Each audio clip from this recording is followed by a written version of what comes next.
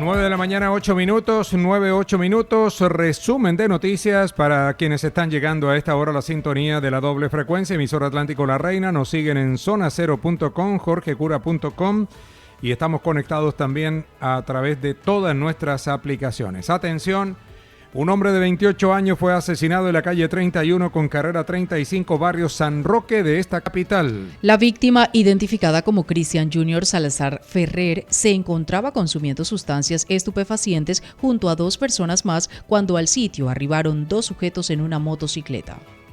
El parrillero sacó un arma de fuego y le propinó un solo disparo en la región axilar izquierda que lo dejó herido de gravedad. De acuerdo con el informe policial, Cristian Salazar hace 2 meses había sido blanco de otro atentado, pero en esa ocasión salió ileso. El hoy occiso registraba 3 anotaciones judiciales, 2 por tráfico, fabricación o porte de estupefacientes y 1 por el delito de hurto.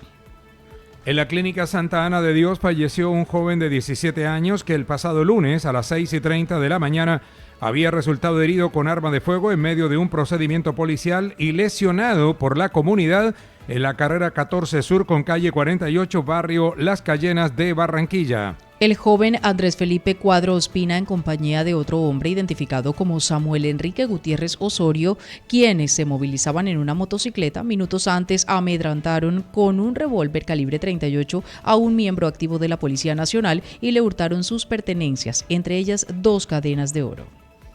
Cuando intentaba escapar con el botín, se encontraron de frente con una patrulla de la Policía de Tránsito, por lo cual decidieron accionar el arma de fuego con el fin de escapar. Pero en una reacción de los uniformados lograron reducirlos a ambos de un disparo y fue en ese momento que una turba enardecida aprovechó para propinarles una golpiza y quemarles la moto. La diputada Alejandra Moreno reiteró que las autoridades deben atender de manera oportuna los casos de violencia intrafamiliar para contrarrestar los casos de feminicidio. Señaló que el 70% de estos casos son cometidos por la pareja o expareja de las mujeres en esta zona del país.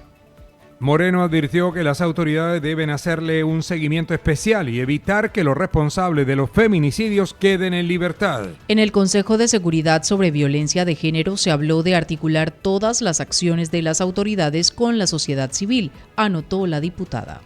Así es, se realizó el Consejo de Seguridad, en el cual se permitió poder escuchar las situaciones que viven las organizaciones de mujeres en la atención a víctimas de violencia de género. La idea del Consejo, el propósito era hacer una articulación institucional con la sociedad civil, que fue lo que ayer se estableció en dicho Consejo, en el cual no podemos ser indiferentes a las cifras, no podemos ser indiferentes a la muerte de cada una de las mujeres que hoy han abandonado porque un feminicida le ha quitado la vida, no están con su familia.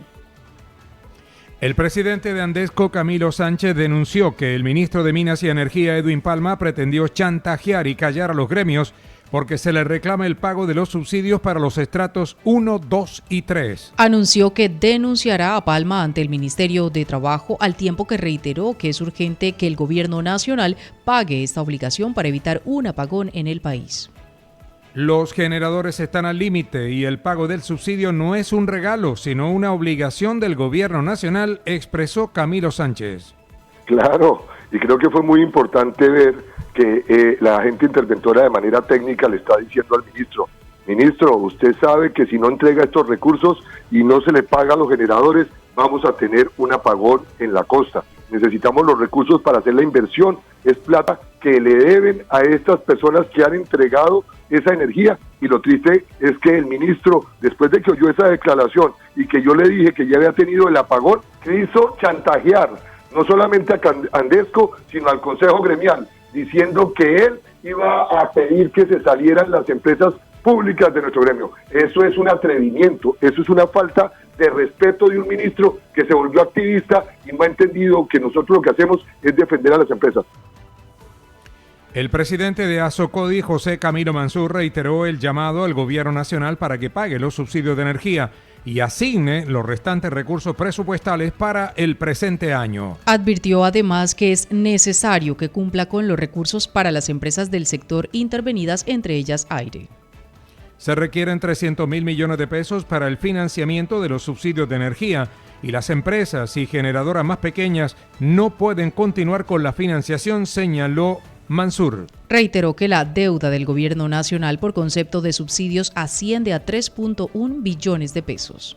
Entendemos pues que la situación de Aire es compleja, no conocemos en detalle el tema entre Aire y la superintendencia, pero sí hemos manifestado siempre nosotros la necesidad que el gobierno con las empresas intervenidas, por supuesto que aporte todos los recursos necesarios para sacar adelante la empresa Aire y por supuesto todo el sector.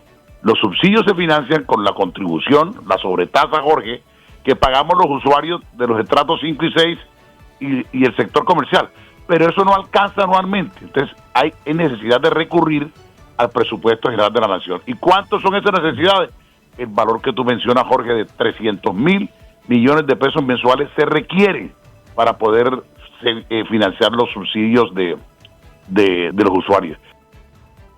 La senadora y precandidata presidencial María Fernanda Cabal cuestionó al expresidente Juan Manuel Santos al considerar que arrodilló al Estado de Derecho con la negociación con la FARC, que se empeora ahora con el accionar de las disidencias reconocidas por el gobierno de Gustavo Petro. Dijo además que fue Santos, con su ministro de Salud Alejandro Gaviria, el que presentó un estudio que determinaba que no se puede fumigar los cultivos de coca con glifosato porque da cáncer. Este gobierno nacional hace parte de la criminalidad y tiene amarradas a las fuerzas militares. Colombia es una vergüenza, es un país deshecho en seguridad, consideró la congresista. María Fernanda Cabal advirtió que para recuperar la seguridad debe haber mayor inteligencia, fortalecer las redes de informantes y pago de recompensas, y dijo ser partidaria que se reactive el porte de armas en Colombia. Jorge, lo dije yo en el lanzamiento de mi ensayo La democracia en peligro. Esto que pasa, 800 grupos criminales gracias al Acuerdo de La Habana, no es otra cosa que haber arrodillado el Estado de Derecho a las bandas criminales.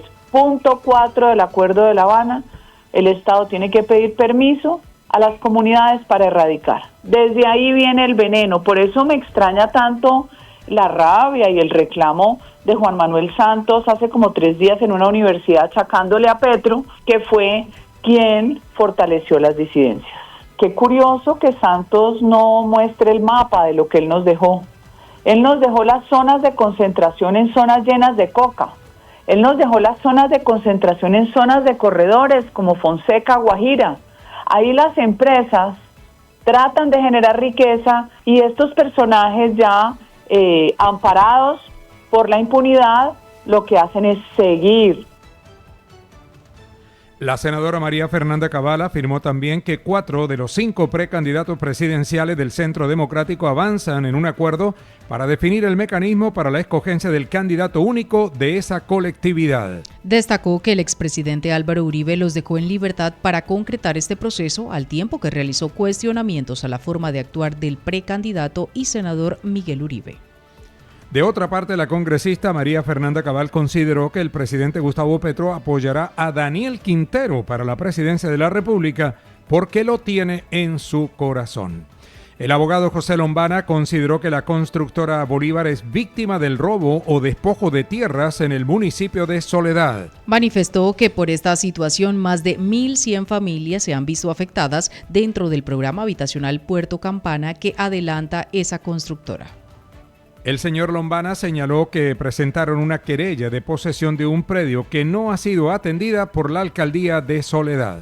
Porque es que en este momento particularmente Constructora Bolívar es víctima de esta anda, de esta estructura que está operando en el departamento del Atlántico, y en este momento tenemos 1.100 familias, óigase bien, 1.100 familias afectadas, víctimas directas de lo que está ocurriendo con este asunto de despojos de tierras, o como lo habían llamado, robo de tierras, asociado también al volteo de tierras. Y efectivamente, como usted lo dice, esto parece ser tierra de nadie. Nosotros estamos sufriendo desde el año 2023, desde agosto, un calvario por cuenta de una invasión de unas personas que aparecen en uno de los predios en donde estamos adelantando el proyecto Puerto Campana, y de un momento a otro instauran una querella para pasar por poseedores de buena fe, venir a decir que los están perturbando es la constructora Bolívar, y de esa manera, con asocio de autoridades y tratando de hacer pasar de manera legal, apoderarse de los inmuebles. Francisco Mejía Fontalvo, hijo del notario de Santo Tomás, capturado por el presunto delito de robo de tierras, reiteró que su padre es inocente. Manifestó que el proceso se encuentra en una primera etapa, como es la legalización de la captura, más no la imputación de cargos. La Fiscalía presenta este caso como si el notario hiciera parte de un grupo armado. Ahora, el proceso se ha venido prolongando, expresó Mejía Fontalvo. Manifestó que la actuación de su padre fue autorizar unas escrituras de acuerdo al formalismo de un notario. Sí, Jorge, actualmente estamos en un llamado a la justicia, entendemos y respetamos el ordenamiento jurídico del mismo, estamos en una etapa preliminar, la cual se ha prolongado por circunstancias ajenas de mi padre y de mi defendido. Son circunstancias por la misma forma y configuración de que la Policía Judicial y la Fiscalía han presentado el caso como si se tratara de un GDO, GAO, grupo armado, sin tener el suficiente material jurídico y hechos jurídicamente relevantes que lo configuraran como tal. El vicecontralor general de la República, Carlos Mario Zuluaga, anunció que en el mes de mayo el Contralor General Carlos Hernán Rodríguez presentará un informe completo al Congreso de la República sobre la situación del sector de la salud y el tema de las IPS que cobraron servicios y no los prestaron en el Atlántico y en otros departamentos del país. Existen irregularidades en torno al pago de anticipos. Algunas IPS operan como fachada, anticipó Zuluaga. Y hemos logrado ir rastreando, no solo aquí en el Atlántico, sino en todo el país, qué ocurre con los prestadores de servicios médicos. Es decir, qué pasa después que la plata había llegado a las EPS, los recursos de la UPC, y qué pasó con esos giros que las EPS le giraron a distintas IPS. Y en ese ejercicio hemos encontrado, aquí en el Atlántico y en otras zonas del país, que existen algunas irregularidades en torno al pago de anticipos, que se han utilizado por las EPS no necesariamente o de manera inicial para prestar servicios médicos como corresponde, sino para apalancamiento de actividades que soportan inversiones de capital de las propias IPS. Asimismo, el funcionario reiteró que más de 43,000 niños de municipios no certificados en el Atlántico podrían quedarse por 20 días sin alimentación, debido a la mala planeación del programa de alimentación escolar y de los contratos.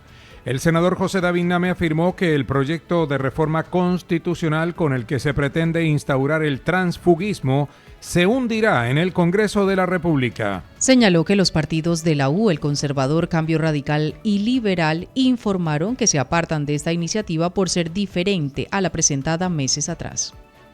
Este proyecto, para que sea aprobado y que solo beneficia al partido Pacto Histórico, requiere de 54 a 55 votos, indicó Name Cardoso.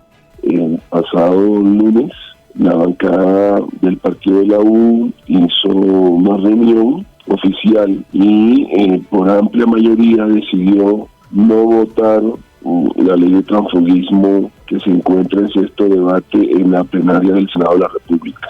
Sin los votos de la U, creo que no tiene futuro ese proyecto. Necesita mayoría calificada, lo que quiere decir que necesita mínimo 55, 54 votos, porque es una reforma constitucional. En el día de ayer también el Partido Conservador hizo bancada y tomaron la decisión oficial de no aprobar el proyecto. Centro Democrático no lo va a aprobar, Cambio Radical no lo va a aprobar y la gran mayoría de los liberales no lo van a aprobar. El ex magistrado del Consejo Nacional Electoral, César Lorduy, advirtió que el presidente Gustavo Petro no puede convocar por decreto la consulta popular que viene impulsando. Advirtió que la Constitución Nacional en el artículo 104 y las leyes estatutarias 134 y 1757 establecen que es el Senado de la República el que debe avalar y aprobar la consulta popular. Los servidores públicos deben acatar las leyes y las demás disposiciones legales, expresó Lorduy. Y los fundamentos están en la Constitución y en la ley. Es decir, eso no es porque a mí se me había ocurrido, sino porque necesariamente y en especial los servidores públicos tienen que cumplir con estos preceptos legales. La Constitución Nacional en su artículo 104 dice que se requiere el concepto previo favorable del Senado. La Ley 134 de 1994, que es una ley estatutaria, establece en su artículo 50, en el artículo 53, en el artículo 54, que se requiere el concepto previo del Senado de la República. Andrea Vargas, secretaria general de la Colombia Humana, advirtió que el presidente Gustavo Petro debe tomar una decisión muy sabia frente al candidato presidencial para las elecciones del 2026. Consideró que este aspirante debe garantizar la unidad de los diferentes sectores democráticos del país. Respecto a eso, Jorge, yo estoy convencida de que el presidente quiere el frente más amplio posible alrededor de consignas democráticas, alrededor de la unidad por lo fundamental, incluso más amplio en términos ideológicos que lo que sucedió en 2022, porque hoy los riesgos son quizá mayores. Hoy estamos hablando de que María Fernanda Cabal, Vicky Dávila y otras candidaturas de la derecha representan sin cortapisas ideas fascistas, ideas que desmontan estructuralmente derechos adquiridos por el pueblo a lo largo de tantos años de lucha, y antes incluso eran mucho más delicados y mucho más vergonzantes al aceptarlo. Hoy su programa es de corte fascista y ante esa realidad necesitamos un frente amplio. Yo creo que el presidente Petro tiene una decisión muy sabia que tomar. No podría decir hoy cuál es su candidato. Definitivamente no va a ser, no debe ser uno que recoja solo a unos pocos sectores de la izquierda o que recoja solo a un pequeño sector de nuestro proyecto político. El presidente de la CUT, Henry Gordon, informó que todo se encuentra listo para la marcha de mañana en Barranquilla para la conmemoración del Día Internacional del Trabajo. Informó que el recorrido partirá de la calle Murillo con carrera 4, finalizando en la carrera 21 en el Colegio Sofía Camargo. Gordon manifestó que habrá intervenciones de las centrales obreras en defensa de los derechos de los trabajadores y en apoyo a la consulta popular del gobierno nacional.